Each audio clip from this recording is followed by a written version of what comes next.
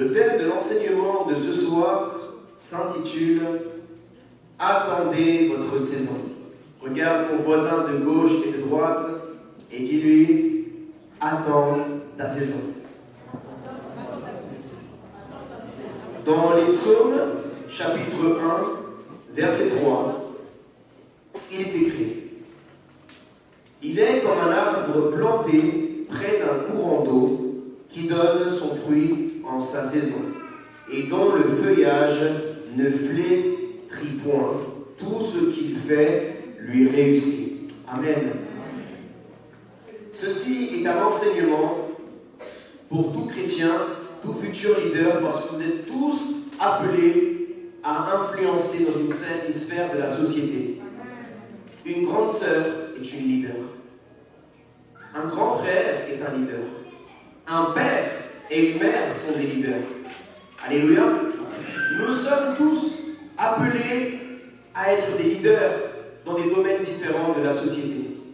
Déjà dans notre famille, dans notre métier, dans l'université, nous sommes des leaders. Mais un leader doit influencer en bien, un leader selon le Christ. Alléluia. Une épouse est une leader. Un époux est un leader. Un leader, ce n'est pas un tyran. Ce n'est pas un dictateur ou une dictatrice. Un leader sait influencer avec l'amour et le respect. Un leader n'influence pas qu'avec ses paroles. Un leader influence avec sa vie. Tu peux enseigner des personnes juste lorsque les personnes te voient vivre. Lorsque les personnes te voient prendre des décisions. Elles te voient agir. Elles sont influencées en bien par tes décisions et par ton style de vie. Tu peux influencer tes enfants simplement lorsque tes enfants te voient maman, te voient papa, comment tu réagis, comment tu te comportes à la maison, comment tu te comportes avec maman, comment tu te comportes avec papa, comment tu es dans la vie de tous les jours. Alléluia. Toutes les bénédictions de Dieu ont leur raison. La croissance de l'Église a une saison. La promotion a une saison. La prospérité personnelle a une saison. Un leader sait que les bénédictions qu'il désire ne viendront pas du jour au lendemain. Il est prêt à rester jusqu'à ce que la réussite et la promotion arrivent. Si vous ne pouvez pas attendre que Dieu vous donne votre promotion, vous n'êtes pas un leader. Alléluia. Moi-même, j'ai dû attendre de nombreuses années pour beaucoup de choses. Ecclésiaste, chapitre 3, verset 1. Un leader sait attendre, mes frères et sœurs. Il est écrit, il y a un moment pour tout et un temps pour toute activité sous le soleil. Un temps pour naître et un temps pour mourir. Un temps pour planter et un temps pour arracher ce qui a été planté. Un temps pour tuer et un temps pour guérir. Un temps pour démolir et un temps pour construire. Un temps pour pleurer et un temps pour rire. Un temps pour se lamenter et un temps pour danser. À l'église, hein, en discothèque, attention. Un temps pour lancer des pierres et un temps pour en ramasser.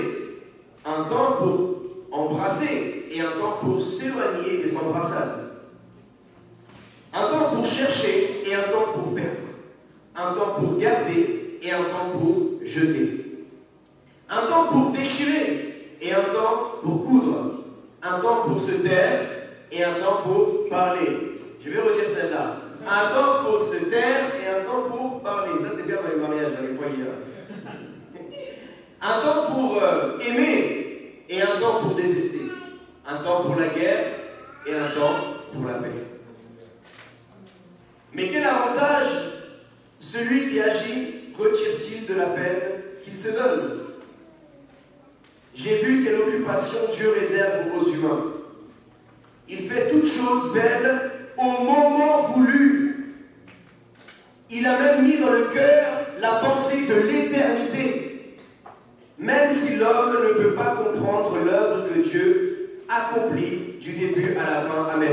Laisse-moi ce verset s'il te plaît. Il fait toutes choses belles au moment voulu. Voulu par qui? Par toi ou par Dieu? Voulu, c'est le verbe vouloir. Je sais qu'il y a des choses que toi et moi nous voulons.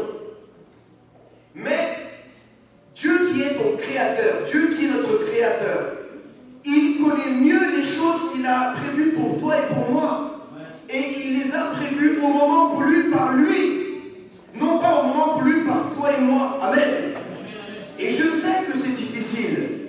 Je sais que lorsqu'on attend quelque chose ardemment, depuis plusieurs mois, depuis plusieurs semaines, depuis plusieurs années, ce n'est pas facile.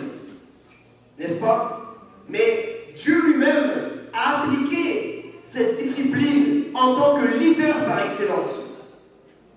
Qui est plus patient que Dieu, le leader numéro 1 par excellence? Qui? Personne. Dieu patient depuis l'éternité. Combien d'années Dieu a patienté jusqu'à ce que tu puisses le reconnaître comme le Seigneur et Sauveur de ta vie? Et c'est pas lorsque lui a voulu, c'est lorsque toi, monsieur, madame, tu as voulu. Parce que Dieu, qui est ton créateur, qui est notre créateur, nous l'avons fait patienter combien d'années? Nous avons fait et défait combien de bêtises? Nous avons commis combien de péchés? Alors que Dieu, depuis notre naissance, voulait que nous puissions le reconnaître comme Seigneur et Sauveur de notre vie. Il voulait nous faire entrer dans notre appel. Mais nous avons perdu combien d'années? Parce que nous l'avons rejeté. Parce que nous avons été incrédules. Parce que nous avons été désobéissants. Parce que nous avons été impatients de la promesse qu'il avait pour nous. Et nous avons été comme Abraham, nous nous sommes fait des Ismaël. Et après, Dieu les a enlevés de notre vie et nous avons souffert comme Abraham. N'est-ce pas? Au moment voulu, mon frère, ma soeur, aujourd'hui c'est un enseignement que le Saint-Esprit nous donne, mais c'est aussi une parole vivante que tu dois prendre dans ta vie aujourd'hui. Je sais que tu as des projets dans ta famille, projets de mariage, projets financiers, d'acheter une maison, une voiture, de voyager avec ta femme et tes enfants, ton mari et tes enfants. Tu as des projets ministériels, mais sois patient, sois patiente. Si Dieu t'a donné une vision, commence à travailler en direction de cette vision et attends l'accomplissement de cette promesse. Alléluia. Parce que si Dieu ne te l'a pas encore donné, c'est que tu n'es pas encore prêt. Et que tu n'es pas encore prête. Parce que si il te le donne tout de suite, peut-être que tu abîmeras ce que Dieu a pour toi. Amen.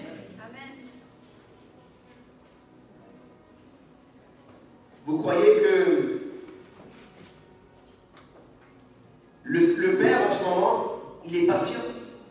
Il attend, il use de patience que le plus grand nombre d'humains puissent se repentir. Et vous croyez que c'est facile pour Dieu? Le Fils, on ne dit pas qu'il est impatient, mais il a hâte. Il a hâte de revenir dans toute sa gloire pour prendre son Église avec lui. Pour nous prendre avec lui. Mais il use de patience. Et nous devons prendre exemple sur notre leader, Jésus-Christ. Comment attendre votre saison? Notez. Comment attendre votre saison? Petit 1. Pendant que vous attendez, continuez d'aller à l'église. N'arrêtez pas d'aller à l'église. Et ne dites pas à Dieu, je ne retournerai pas à l'église tant que tu ne me donneras pas la bénédiction que j'attends ou la promesse que j'attends. 1 Samuel, chapitre 1, verset 3. Nous allons prendre l'exemple d'une femme dans cet enseignement qui, à son époque, elle n'avait même pas le Saint-Esprit comme nous l'avons aujourd'hui. Elle n'était même pas baptisée ni du Saint-Esprit, ni du Seigneur Jésus-Christ. Et pourtant, elle a usé de patience et elle a fait des choses qui ont marqué sa vie et qui ont influencé tellement d'hommes et tellement de femmes dans l'histoire. Je lis la parole du Seigneur. Chaque année, cet homme montait de sa ville jusqu'à Silo pour adorer l'Éternel, le Maître de l'univers, et lui offrir des sacrifices. Là, se trouvaient les deux fils d'Élie, Ophni et Phiné, qui étaient prêtres de l'Éternel. Le jour où Elkana offrait son sacrifice, il donnait des portions à sa femme Pénina et à tous les fils et à toutes les filles qu'il avait d'elle. Mais à Anne, il donnait une portion double, car il l'aimait, même si l'Éternel l'avait rendue stérile. Continue. Sa rivale la provoquait pour la pousser à s'irriter de ce que l'Éternel l'avait rendue stérile. Et toutes les années, il en allait de même. Chaque fois qu'Anne montait à la maison de l'Éternel, Pénina la provoquait de la même manière, alors elle pleurait et ne mangeait pas. Son mari, Elkana, lui disait: Anne, pourquoi pleures-tu et ne manges-tu pas? Pourquoi ton cœur est-il attristé? Est-ce que je ne vaux pas pour toi mieux que 10 fils? Anne se leva après que l'on eut mangé et bu à Silo. Le prêtre Élie était assis sur son siège près de la porte du temple de l'Éternel. L'amertume dans l'âme, elle pria l'Éternel et pleura abondamment. Elle fit le vœu suivant: Éternel, maître de l'univers, si tu consens à regarder la détresse de ta servante, si tu te souviens de moi, si tu n'oublies pas ta servante et lui donnes un fils, je le consacrerai à l'Éternel pour toute la durée de sa vie, et le rasoir ne passera pas sur sa tête. Comme elle restait longtemps en prière devant l'Éternel, Élie observa sa bouche. Anne parlait dans son cœur et ne faisait que remuer les lèvres. On n'entendait pas sa voix. Élie pensa qu'elle était ivre. Et il lui dit: Jusqu'à quand seras-tu ivre? Va tuer ton vin. Anne répondit: Ce n'est pas cela, mon Seigneur. Je suis une femme à l'esprit abattu. Je n'ai bu ni vin ni poisson en ivrance, mais j'ai penché mon cœur devant l'Éternel. Ne prends pas ta servante pour une femme légère, car c'est le trop-plein de ma douleur et de mon chagrin qui m'a fait parler jusqu'à présent. Élie reprit la parole et dit: Pars en paix, et que le Dieu d'Israël exauce la prière que tu lui as adressée. Elle répondit: Que ta servante trouve grâce à tes yeux. Cette femme s'en alla, elle se remit à manger et son visage ne fut plus le même. Ils se levèrent de bon matin, et après avoir adoré l'Éternel, ils partirent et retournèrent chez eux à Rama. Elkana eut des relations conjugales avec Anne, sa femme, et l'Éternel se souvint d'elle. Dans le cours de l'année, Anne devint enceinte, et elle mit au monde un fils qu'elle appela Samuel, car dit-elle, je l'ai demandé à l'Éternel. Son mari, Elkana, monta ensuite avec toute sa famille offrir à l'Éternel le sacrifice annuel et accomplir son vœu. Mais Anne ne monta pas à Silo. Elle dit à son mari: Lorsque l'enfant sera sevré, je lui conduirai, afin qu'il soit présenté devant l'Éternel et qu'il reste là pour toujours. Son mari Elkana lui dit: Fais ce qui te semblera bon, attends de l'avoir sevré, seulement que l'Éternel accomplisse sa parole. La femme resta donc là, et elle allaita son fils jusqu'au moment de son sevrage. Quand elle l'eut sevré, elle le fit monter avec elle à Silo. Elle prit 3 taureaux, 22 litres de farine et une outre de vin. Elle conduisit l'enfant à la maison de l'Éternel à Silo, alors qu'il était encore tout jeune. Ils égorgèrent les taureaux et conduisirent l'enfant à Élie. Anne dit: Mon Seigneur, pardon, aussi vrai que ton âme vit, mon Seigneur, c'est moi qui me tenais ici près de toi pour prier l'Éternel. C'était pour cet enfant que je priais, et l'Éternel a exaucé la prière que je lui adressais. Aussi, je veux le prêter à l'Éternel. Il sera toute sa vie prêté à l'Éternel, et ils se prosternèrent là devant l'Éternel. Amen. Acclamons la parole de Dieu.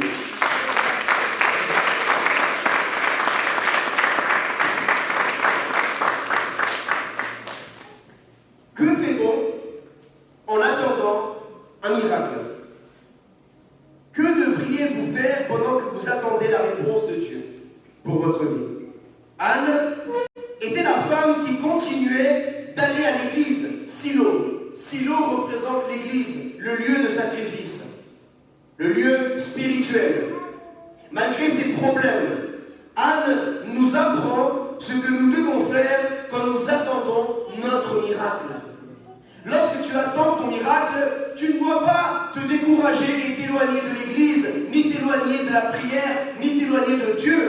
en faisant parfois ce que faisons nous les chrétiens, des caprices. Nous faisons des caprices spirituels à Dieu. Et si tu ne me donnes pas mon mari, si tu ne me donnes pas ma femme, j'arrêterai de prier, j'arrêterai d'aller à l'église, je vais retourner dans le monde. Mais qui va souffrir dans l'histoire? C'est toi qui vas souffrir. Certes, ça attriste Dieu, mais qui est plus perdant dans l'histoire? L'éternel reste l'éternel, mais toi tu es en train de risquer ton éternité. Nous sommes confrontés à de nombreux problèmes aujourd'hui. Vous ne devez pas vous détourner de votre église à cause de vos problèmes. Chers amis, votre aide vient de Dieu. Le diable aimerait vous tenir éloigné de la source de votre aide, qui est la parole de Dieu. Et la parole de Dieu, c'est Jésus-Christ. Ne voyez-vous pas que chaque dimanche que vous venez, parfois vous venez combattu, découragé, triste, dépressif, mais vous repartez rempli de joie, avec une parole de vie pour tenir compte toute la semaine. Et c'est cela que le diable ne veut pas. Parfois même les couples arrivent disputés, ils ne vont pas réconcilier. Amen. Et ça, c'est le Saint-Esprit qui le fait. Et ça, c'est ce que le diable ne veut pas que tu vives. Que tu vives de gloire en gloire, de bénédiction en bénédiction. Voilà pourquoi il veut t'éloigner de l'église. Parce que le diable veut t'éloigner du troupeau, de la bergerie. C'est ce que fait le loup. Le loup, il cherche toujours à éloigner une brebis du troupeau pour mieux pouvoir l'attaquer et la manger. Anne souffrait de stérilité. Et elle en souffrait de sa stérilité. C'était dur pour elle. Et peut-être, elle se disait, comme beaucoup d'entre nous, nous nous sommes dit à certains moments dans des sphères différentes de notre vie, pourquoi l'autre, il peut avoir des enfants et pas moi? Pourquoi l'autre, il réussit financièrement et pas moi? Pourquoi elle arrive à faire ci et moi, j'arrive pas? Pourquoi lui, il arrive et moi, j'arrive pas? Pourquoi toi, Dieu, tu le favorises lui, qui ne fait même pas la moitié de ce que moi je fais? Et nous rentrons dans des esprits de comparaison. Ne te compare pas, mon frère. Ne te compare pas, ma sœur. Tu as une destinée unique. Dieu a prévu pour toi quelque chose d'unique et tout ce que tu vis sera ta prédication de demain, sera ton témoignage de demain. Dieu n'a pas traité Israël comme les autres peuples de la terre, mais Dieu a choisi Israël. Quel peuple a été esclave 400 ans en Égypte? Je ne connais pas notre peuple qui a été esclave 400 ans en Égypte. Mais quel peuple a été délivré par l'Éternel lui-même sans faire une guerre? Je n'en connais pas un autre. Amen. Peut-être c'est vrai, tu me diras aujourd'hui, mon pasteur, qui, quand dans l'église, tu sais qui vit ce que moi je vis? Peut-être que je peux te dire c'est vrai. Je ne connais pas en dehors de toi une autre personne qui vit ce que toi tu vis, ma sœur, ou qui vit ce que toi tu vis, mon frère, qui endure les difficultés que tu endures. Mais je ne connais pas aussi une autre personne que tu es délivré comme il t'a délivré, ma sœur, que tu es fortifié comme il t'a fortifié, mon frère. Amen. Parce que de la grandeur de la difficulté, Dieu aussi agira avec sa grandeur dans ta vie. Là où le diable chauffe 7 fois plus le four comme Shadrach, Meshach et Abednego, l'Éternel manifeste cette fois plus ses miracles et sa gloire dans ta vie. Petit 2. Pendant que vous attendez, remarquez les bénédictions que Dieu a mis autour de vous. Parce que parfois nous sommes tellement aveuglés par ce que nous vivons que nous ne voyons pas ce que Dieu nous a déjà donné. Oui, le mari d'Anne l'aimait vraiment. Au moins elle avait un mari, mais ce qu'elle vivait était tellement dur, était tellement pour elle obscur, que ça l'empêchait de voir qu'elle avait un homme qui l'aimait. Ma sœur, je ne connais pas ta situation. Mon frère, je ne connais pas ta situation. Mais essaye de voir, accroche-toi à ce que Dieu t'a déjà donné. Oui, certes, tu n'arrives pas à atteindre ce que tu n'as pas encore. Mais tu as déjà une femme qui t'aime, mon frère. Tu as un mari qui t'aime, ma soeur. Combien de femmes vivent ce que tu vis et en plus elles n'ont pas de mari qui l'aime? Combien d'hommes vivent ce que tu vis mais elles n'ont pas une femme qui les soutient? Combien de personnes traversent des moments difficiles et ils n'ont même pas de Dieu et pourtant ils vivent la même chose que toi, mais toi au moins tu as ton Dieu avec toi. Tu peux prier, tu peux aller à l'église. Même nous avant, on n'avait pas de Dieu. On avait rejeté Dieu. Notre refus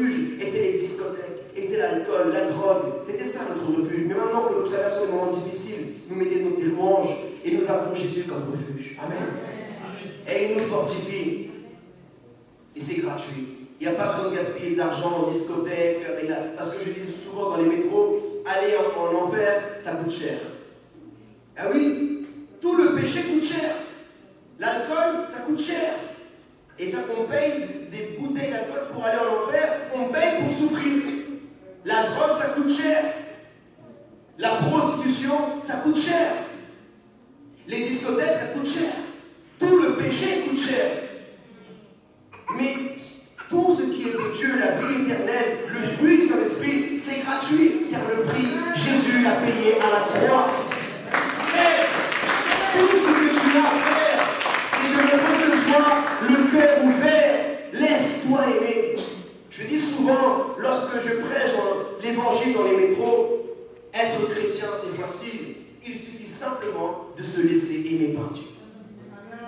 Amen. C'est nous qui compliquons la chose. Laisse-toi aimer, simplement. Laisse-toi aimer. Un mariage, c'est de se laisser aimer par sa femme. Laisse-toi aimer par ton mari. Aime tes enfants, c'est l'amour. L'amour. Si tu ne sais pas comment diriger une famille, aime simplement. Et dans l'amour, quand ça va t'aider à prendre des décisions dans ta vie, même en tant que pasteur, c'est l'amour. Pour diriger un peuple, pour diriger une nation, pour diriger une famille, la ligne qui va vraiment te guider, c'est l'amour. C'est ça qui doit être ton moteur. Amen. Et qu'est-ce qui doit te faire tenir ferme dans ta sainteté? C'est l'amour que tu portes à Jésus, qui va te donner la force d'être patient. Moi aussi, j'ai eu des moments durs dans ma vie. Et j'ai aussi été tenté par des esprits d'impatience. Mais j'ai dit, Seigneur, mon amour pour toi est plus grand que mon impatience. Est-ce que l'amour que tu portes à Dieu est plus grand que la colère que tu ressens envers cette personne? Qu'est-ce qui est plus grand? La colère, ta soif de vengeance, ta soif de justice mondaine, ou bien l'amour de Dieu? Tu veux plus plaire à Dieu ou tu veux plus te faire justice toi-même? Qu'est-ce que tu aimes plus? Ton orgueil ou le Saint-Esprit? Qu'est-ce que tu vas prioriser? Ton ego dans ton mariage ou l'amour du Christ dans ton mariage? Qu'est-ce que tu vas mettre en première place dans ta vie? L'amour ou la haine? Le pardon ou bien toujours les reproches? La sainteté de Dieu ou la musique du monde? Ou les films du monde? Ou le péché? Ou la débauche, l'impudicité? Tu préfères la débauche et l'impudicité que l'amour merveilleux de notre Seigneur Jésus-Christ? Nous avons un époux fidèle et nous sommes là à nous comparer aux personnes du monde qui sont veuves, qui sont, spirituellement je parle, orphelins. Ils n'ont pas de père. Quand je dis eux, c'est parce qu'ils n'ont pas d'époux. Parce que nous, on a une époux, l'Église. C'est Jésus. Mais le monde n'a pas d'époux. Et là, Anne représente l'Église. Anne représente l'Église. Et elle ne voyait pas ce que Dieu lui avait déjà donné. Alors moi, je t'invite à prendre quelques secondes pendant que tu entends cet enseignement. Je sais ce que tu désires de Dieu. Je ne sais pas ce que tu désires de Dieu. Mais pose-toi la question. Je ne sais pas quand Dieu va te donner ce qu'il va te donner. Mais tu sais déjà ce que Dieu t'a donné. Valorise-le. Amen. Peut-être que Dieu ne t'a pas encore donné ce que tu veux parce que tu ne valorises pas assez ce que Dieu t'a déjà donné. Je croyais que je parlais à quelqu'un. Amen. Alléluia. La Bible nous dit qu'il lui donnait une portion digne d'elle et lui décrivait son profond amour pour elle. Mais Anne ne remarquait pas l'amour de son mari. Anne ne cessait de pleurer et ne remarquait pas qu'elle avait un bon mari. Et en plus, elle lui faisait sentir mal son mari. Parce que, imagine-toi en tant que mari ou en tant qu'épouse, la personne que tu aimes, tu la vois souffrir, tu en souffres. Donc ça t'affecte. Et tu te sens comme se sentait le mari de Anne. Ma chérie, c'est vrai que je ne suis pas Dieu, je ne peux pas te donner ce que tu désires, mais je suis là. Amen. Passe du temps avec les gens que tu as. Peut-être tu cherches des richesses, mais mon ami, la plus grande richesse, c'est la famille. Il y a des riches qui sont seuls. Je sais que tu aimerais ta maison, je sais que tu aimerais ta voiture, mais regarde parfois, moi je sais ce que c'est de venir en métro à l'église, hein. avec mes 4 enfants, je sais ce que c'est. Prendre la poussette, la porter dans les escaliers, les redescendre, je sais tout ça. Mais c'est du moment, tu sais, il faut que tu valorises la saison dans laquelle tu es. Amen. Comme ça, tu pourras mieux valoriser l'autre saison dans laquelle Dieu va t'emmener. Mais tu ne peux pas vivre cette saison et en train dans ton esprit penser à l'autre. Il faut que tu prennes plaisir. Parce que demain, quand tu vivras ta autre saison, tu témoigneras de l'autre saison ancienne. Amen. Alléluia. Aujourd'hui, moi, je peux te témoigner des saisons que je suis passé. Et je peux valoriser la saison dans laquelle je suis. Alléluia. Mais parce que j'ai aussi bien valorisé l'ancienne saison. J'ai valorisé mon célibat, je peux mieux valoriser mon mariage. Amen. J'ai valorisé quand je marchais en berre double pied. Maintenant, je peux valoriser quand je marchais en berre.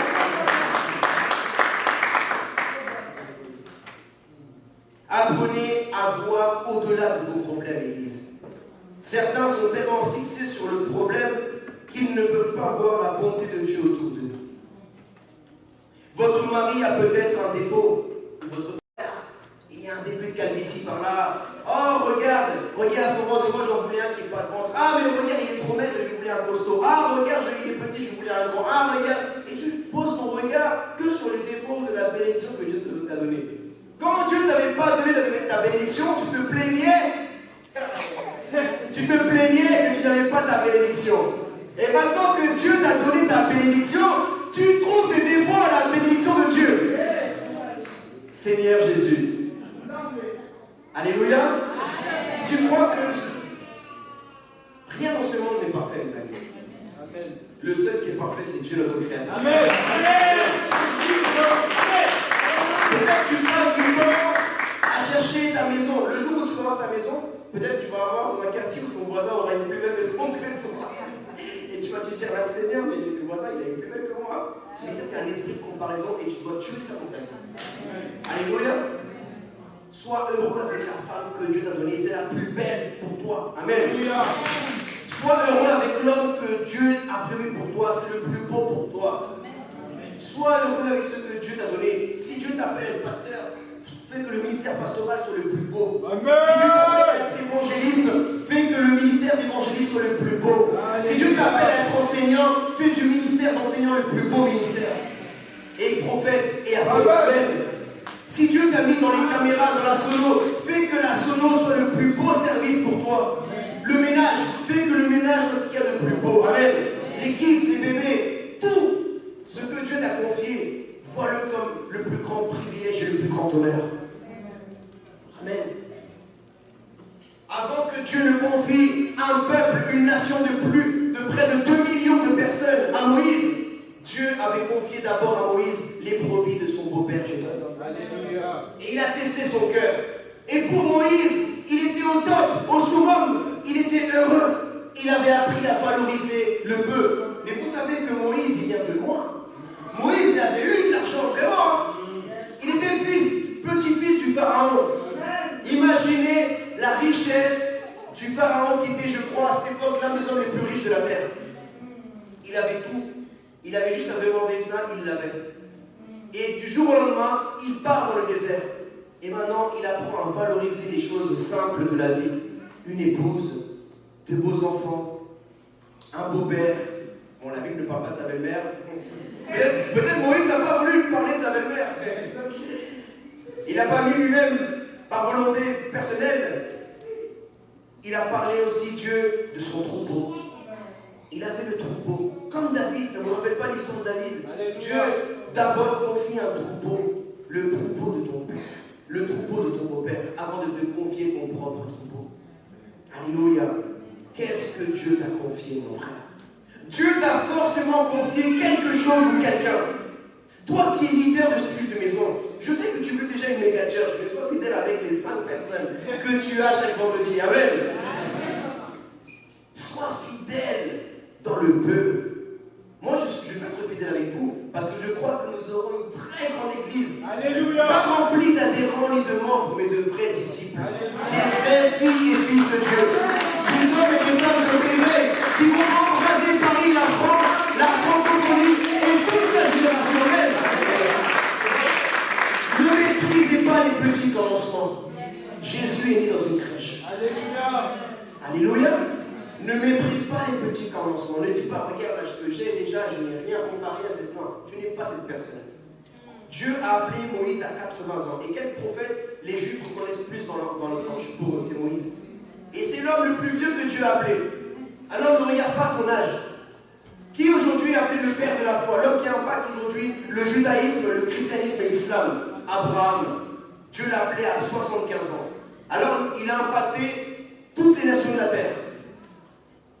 Ne dis pas, je suis trop vieux pour que Dieu m'appelle, je suis bientôt dans la fin de mes jours. Tu te mets à la retraite alors que Dieu veut encore te servir de toi. Ah non, je suis trop jeune, donne ta jeunesse à l'Éternel. Ah, mais je servirai Dieu quand je serai marié. Eh mon ami, quand tu seras marié, tu vas voir pendant moins de temps que dans ton célibat. Profite de ton célibat, ma soeur. Profite de ton célibat, mon frère, pour faire des jeûnes, des retraites que tu ne pourras plus faire quand tu seras marié. Je te le dis. Ma femme, avant que je la rencontre, quand on n'était pas encore ensemble, elle était célibataire, elle a fait un jeûne de 30 jours sans manger. Continue. Pas couper le soir. Pour la gloire de Christ. Elle buvait que de l'eau et des jus, mais elle n'a rien mangé pendant 30 jours. 30 jours. Elle a perdu je ne sais pas combien de kilos. Et Dieu a permis cela pour un temps dans sa vie. Peut-être, je ne sais même pas si elle pourra revivre ça. Il y a des temps dans ta vie où Dieu permet. Moïse a vécu combien de fois le jeûne de 40 jours? Une fois. Jésus l'a vécu une fois.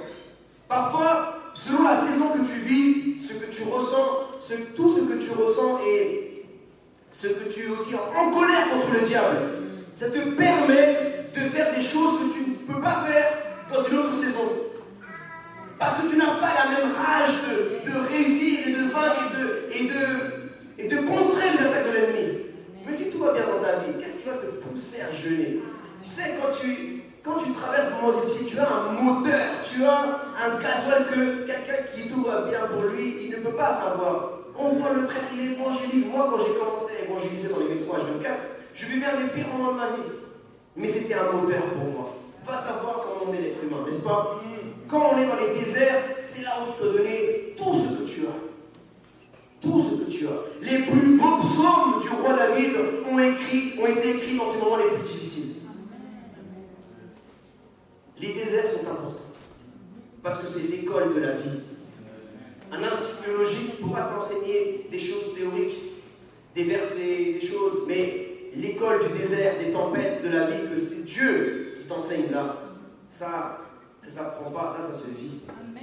Tu as besoin de vivre l'école de la vie. Amen. Tu as besoin de vivre encore des choses. Donc, moi, ce que je veux dire, c'est que tu dois profiter de ta saison. Parce qu'après, tu ne revivras plus la même saison. Ce que tu es en train de vivre, tu le vivras une seule fois. Valorise-le. Même si c'est difficile. Même si, regarde ce qu'a vécu Job. Combien de fois il a vécu perdre tout une seule fois? C'était une opportunité, bien que c'était horrible ce qui lui est arrivé. Mais c'était une opportunité que Dieu lui a fait pour recevoir des récompenses énormes dans le ciel par son adoration. Et c'est devenu un témoignage qu'il a pu vivre une seule fois dans sa vie. Aujourd'hui, Job, si on le recroiserait, il dirait, moi j'ai pu vivre ça quand j'ai perdu mes enfants. J'ai perdu toutes mes richesses. J'ai perdu, si j'ai eu une lèpre. Et ça peut encourager n'importe quelle personne sur terre. Mais s'il n'aurait pas vécu ça, il n'aurait pas la même force de témoignage et de prédication. Amen. Ce que tu vis est important. Dis à ton voisin, ce que tu traverses est important. Ne rate pas une miette. Vos difficultés vous ont peut-être aveuglé sur les bénédictions de Dieu. S'il vous plaît, ne laissez pas un nuage sombre tout recouvrir à cause du seul problème que vous avez. Ne laissez pas votre problème faire un nuage qui vous empêche de voir la gloire merveilleuse de Dieu dans votre vie.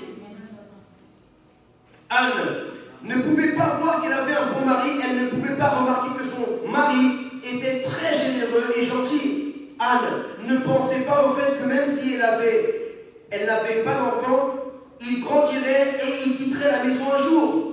Alors elle serait toute seule à nouveau avec son mari. Petit 3. Pendant que vous attendez, servez-vous de vos armes spirituelles. Amen. Notez bien. Amen. 1 Samuel, chapitre 1, verset 10. Et l'amertume dans l'âme, elle pria l'Éternel et versa des pleurs. Amen. Qu'est-ce qui a mené Anne à verser des pleurs et à faire un vœu à Dieu? C'est son amertume. Le coup que le diable a mis à Anne, ça a fait comme un rebondissement pour un coup qu'elle a mis aux ténèbres. Amen. Le coup que le diable t'a mis, avec la même force qu'il t'a mis, tu vas lui rendre quoi deux. Amen. Tu vas te servir de sa force pour... Qu'est-ce que les âmes... Moi, j'ai pas fait d'arts martiaux. Bon, j'étais petit, j'étais un peu thaïlandaise, mais j'avais pas les maîtres yoga qui m'apprennent des trucs genre serre-toi de la force de ton œil. Tu vois, j'avais pas ça. Mais j'ai vu des films où on voit que le maître dit à son disciple dans les arts martiaux, serre-toi de la force de l'autre pour, tu vois, ceux qui ont fait des arts martiaux ici pourront confirmer ça. Alors, tu dois te servir de la force des coups du diable contre ta vie pour lui rendre. Amen. Amen. Et le coup que le diable a mis à Anne, ça l'avait mis dans l'amertume, dans la tristesse. Rappelez-vous, Jésus dans le jardin de Gethsémani. Il était angoissé à en mourir. Mais cette angoisse qu'il ressentait l'a mené à prier comme jamais. Amen. L'a mené à prier et à prier et à prier.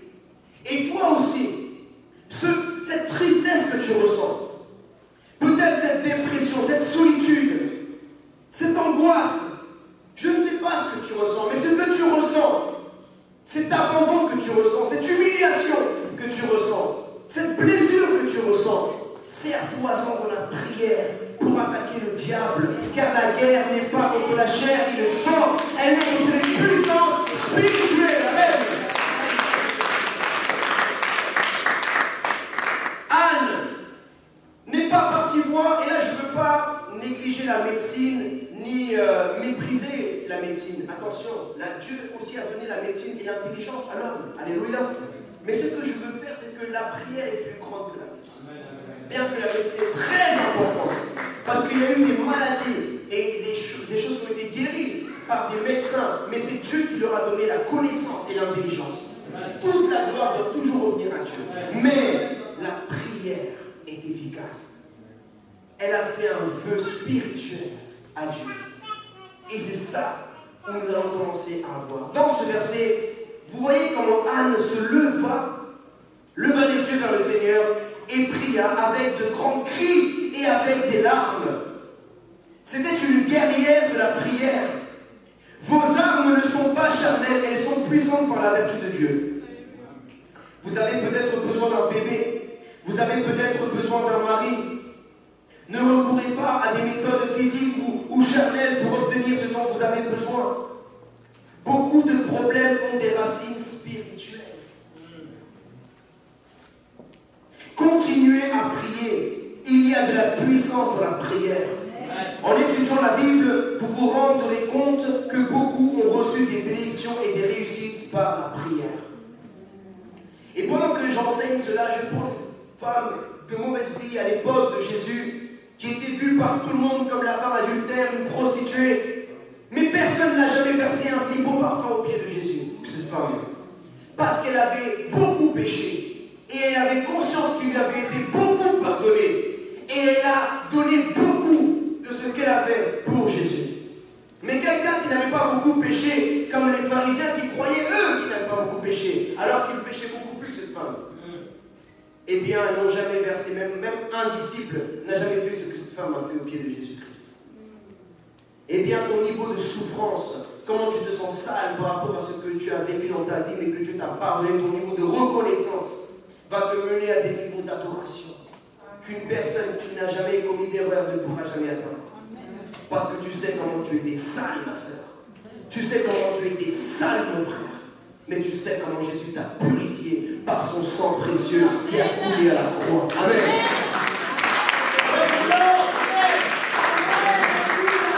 Petit 4. Pendant que vous attendez, faites un vœu à l'Éternel. Faire un vœu, c'est faire une promesse, une alliance. Et n'oubliez pas que le Dieu que nous avons, le Dieu d'Abraham, d'Isaac et de Jacob, est un Dieu d'alliance. Vous avez un Dieu d'alliance, un Dieu de promesse.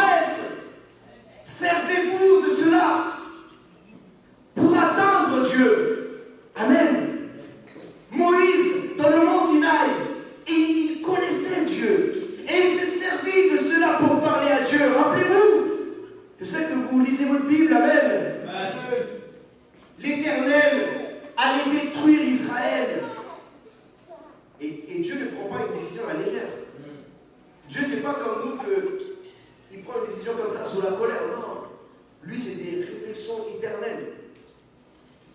Ils avaient fait un vaudor. Dieu voulait détruire Israël parce qu'Israël était ingrat envers Dieu. Et Dieu voulait refaire un nouveau peuple à travers Moïse. Ça aurait pu séduire Moïse, n'est-ce pas? Moïse aurait pu dire, bon, d'accord, je serai le nouveau Abraham, mais non. Éternel, ton peuple, tu l'as senti, que diront les gens? Souviens-toi de l'alliance que tu as fait avec ce peuple. Et Dieu, quand tu lui parles d'alliance, là, tu touches là à ce point faible. Parce que le point faible de Dieu, c'est l'alliance. Dieu, il jure par lui-même. Dieu, le Seigneur, il a ce qu'il a de plus précieux, c'est sa parole. C'est Jésus. Amen. Mais nous, on sait plus ce que c'est la parole de nos jours. On ment à tour de tour. On ne sait plus dire la vérité. On ne sait plus être des hommes de parole, des femmes de parole dans cette génération. Voilà pourquoi aujourd'hui les alliances se brisent. Quand ici on change de Joseph, on change de mari, de femme, de ci, de ça. On n'a plus aucune valeur de la parole, de l'alliance. Amen. Nous devons être des hommes d'alliance, des femmes d'alliance. Ma soeur, quand tu te disputes avec ton mari, ne lui parle jamais de divorce. Mon frère, quand tu te disputes avec ta femme, ne lui parle jamais de divorce. Ne mentionne jamais le mot séparation dans ton foyer, mon frère, ma soeur, ni dans tes fiançailles. Dieu n'est pas comme ça. Dieu est un Dieu d'alliance. Et si tu es à l'image de Dieu, tu dois être un homme d'alliance, une femme d'alliance. Combien même tu es fâché, combien même tu es blessé. Ne menace pas ta femme de quitter le foyer. Ne menace pas ton mari de le chasser de son foyer. Amen. N'ouvre pas des portes spirituelles que tu ne pourras pas refermer. Mes frères et sœurs, faites un vœu à Dieu. Faites un vœu à Dieu. Faire un vœu, c'est demander quelque chose à Dieu et en échange de. Tu dis, Seigneur, si tu me donnes ça, je te fais la promesse que je ferai ça. Amen. Dieu t'entendra. Anne était une femme de vision. Et elle alla plus loin que beaucoup d'autres ne l'auraient jamais fait. Elle fit une promesse à Dieu. S'il lui donnait un enfant, elle l'offrirait au Seigneur. Elle promit de donner ce qui lui était le plus précieux, même avant qu'il ne soit né. Dieu attend peut-être que vous lui fassiez une telle promesse. Pouvez-vous faire un vœu à Dieu et le garder? Avant même qu'elle n'eut son enfant, par la foi, elle a parlé. Si tu me donnes ça, je ferai ça. Et toi, est-ce que tu peux promettre à Dieu quelque chose par la foi avant même de l'avoir reçu? Ça, c'est une preuve de foi. Parce que tu crois que Dieu va te donner ta bénédiction ou ce que tu attends, ta promesse. Mais toi, tu dis, je sais, Seigneur, que tu vas me le donner. Tu arrives à un niveau de foi où tu ne dis même pas si. Tu dis, Seigneur, quand tu me le donneras. Parce que je sais que tu me le donneras. Amen.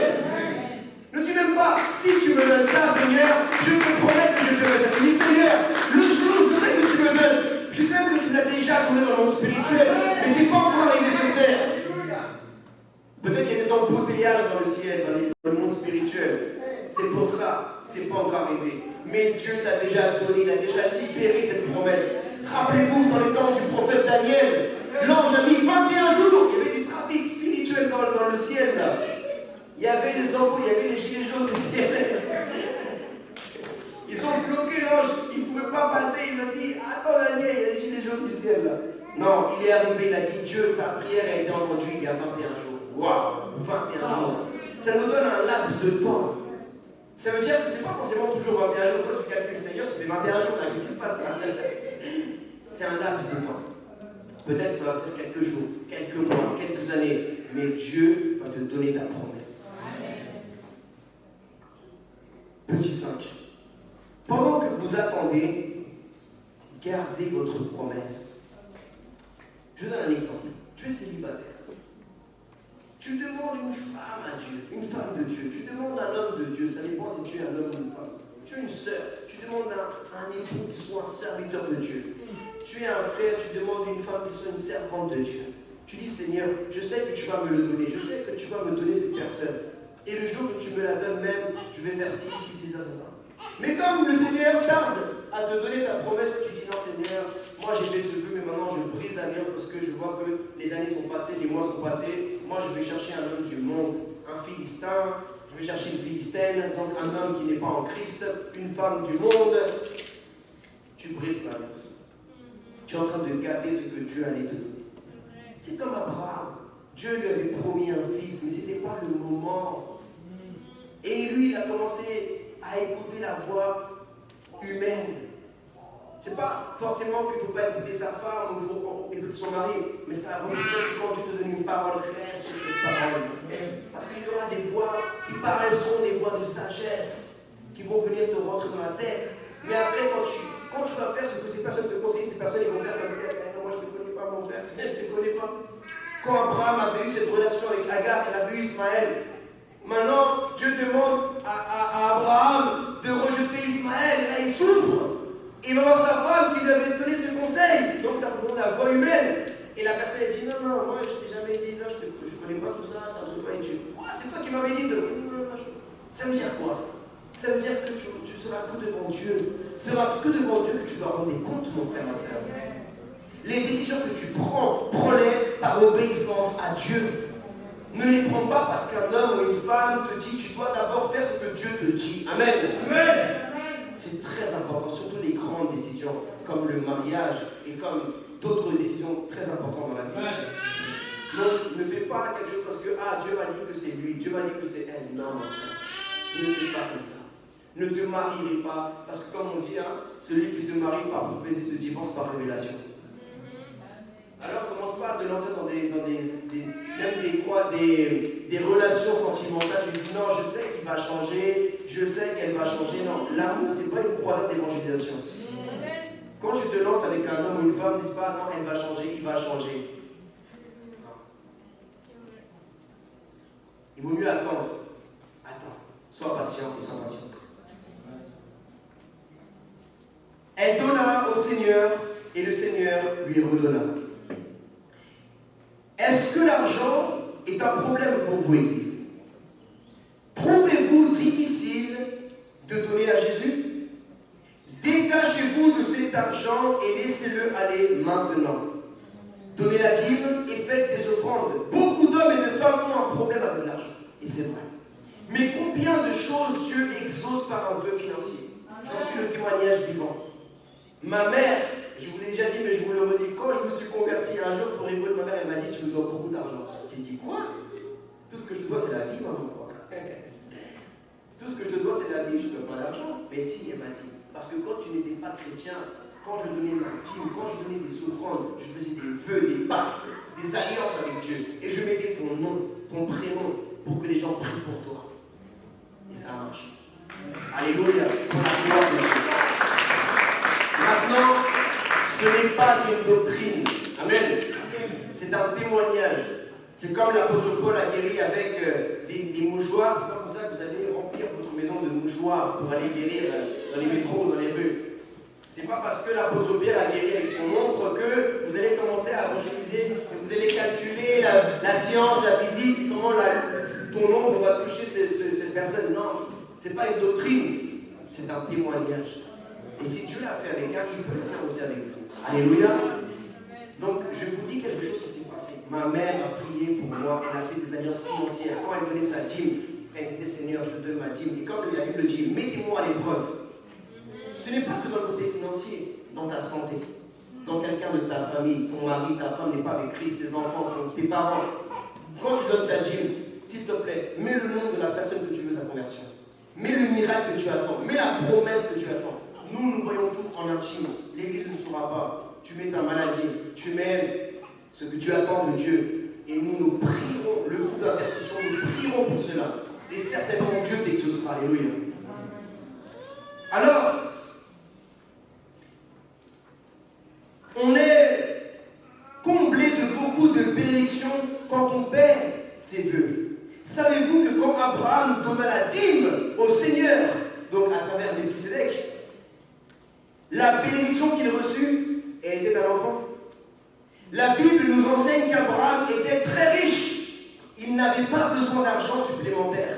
Dieu sait ce dont vous avez besoin.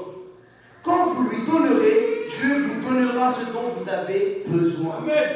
Les principes sont des choses qui arrivent que vous le vouliez ou non. Il y a un principe du don. Plus vous donnez, plus vous recevez.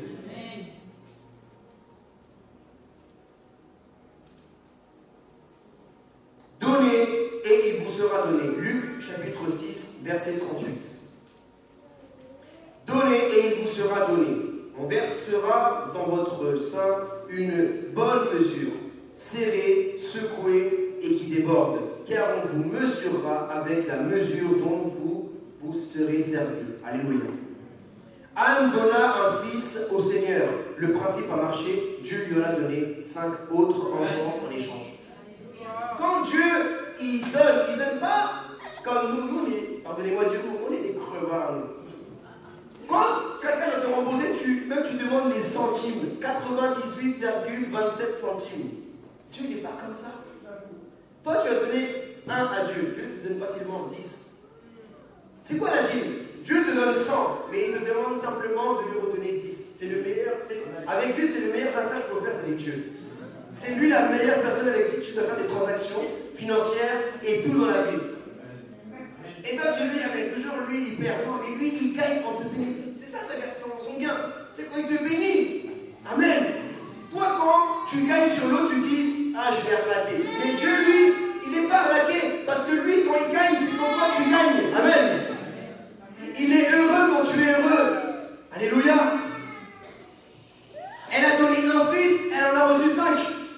Amen. Petit 6.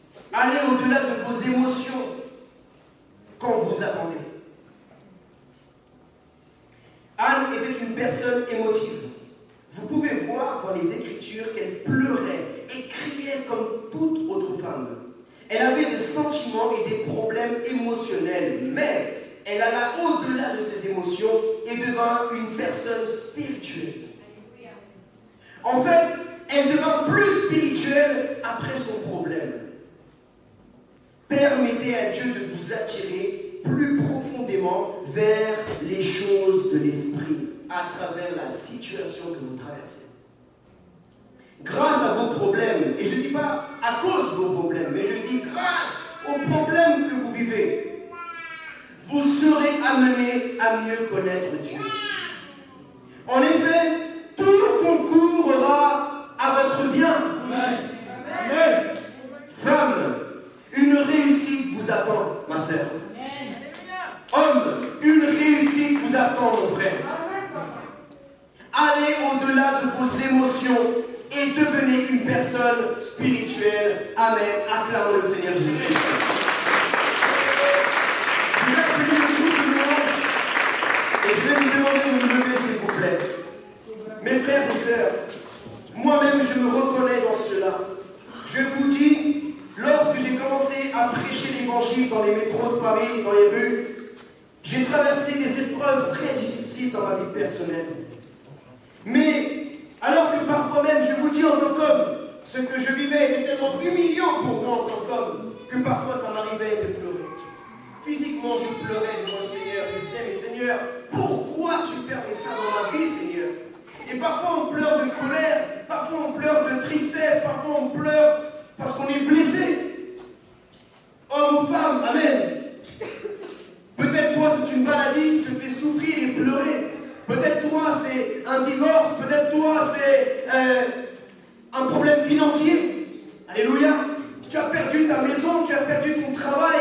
Les huissiers t'ont envoyé une lettre. Et toi, en tant qu'époux, tu te sens mal parce que tu es le chef de la maison et tu ne sais pas quoi dire à ta femme et les enfants. Les huissiers viendront ce jour-là. Alléluia. Tu n'as pas les papiers, tu travailles dur, plus que quelqu'un qui a des papiers, des documents, et tu travailles dur, tu fais toutes les choses pour être en règle, mais tu vois que rien n'arrive, tu en pleures parfois, tout seul dans ton lieu de prière, et toute seule dans ton lieu de prière, amen. Mais je veux te dire que c'est là, dans ton désert, comme Jean-Baptiste, que tu dois prêcher l'évangile. La vie de Jean-Baptiste a été un désert toute sa vie. Et il a eu un très grand ministère. dans son désert.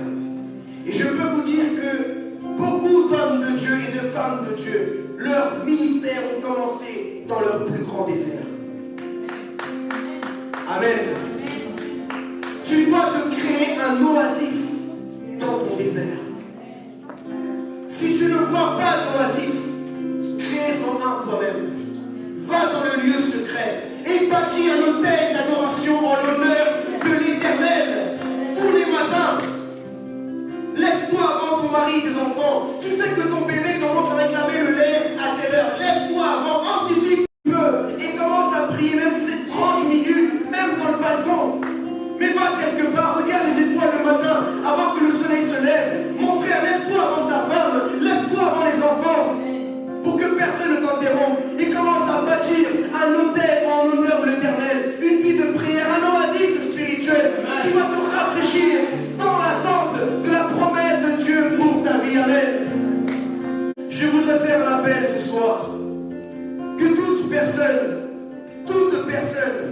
qui voudrait que Dieu lui donne la force de patienter, passe devant. Si tu as besoin que Dieu te capacite de sa force surnaturelle, si tu veux attendre ta saison dans la patience et la sainteté de Dieu, si tu veux attendre la saison que Dieu a prévue pour toi, et tu veux faire les choses bien devant Dieu, passe devant mon frère. Je parle financièrement, je parle dans la vie sentimentale, je parle dans la guérison, je parle dans la vie ministérielle. Passez devant ses